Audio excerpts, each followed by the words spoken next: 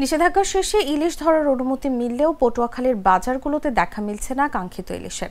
নদীতে নেমেও জেলেরা জালে তুলতে পারছেন না আশানুরূপ ইলিশ, ফলে হতাশ তারা। পটুয়াখালী সদর মাছ বাজার, নিউ মার্কেট, পুরান বাজার, নতুন বাজার ও পয়লাপাড় এলাকার বাজার ঘুরে দেখা গেছে ইলিশের সরবরাহ খুবই কম। যে অল্প সংখ্যক ইলিশ পাওয়া যাচ্ছে তার দামও নাগালের বাইরে।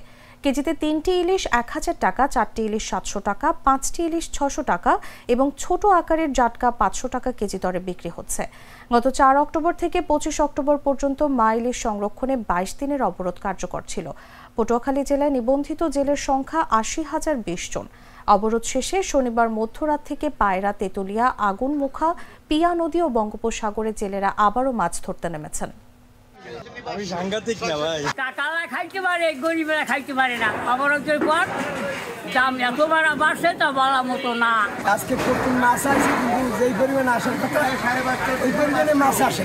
মাছ অনেক কম, মাছের দাম একটু মোটামুটি আছে, দাম দুদিন পর বাড়বে। 3 কেজি বেশি আর বর্তমানে 1000 টাকা, 4 কেজি 700।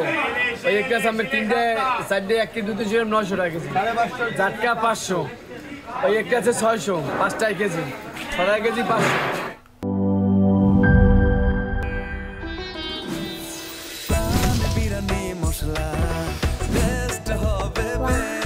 প্রাণ বিরিয়ানি মশলা, টেস্ট হবে বেস্ট। প্রাণ, জীবনের স্বাদ।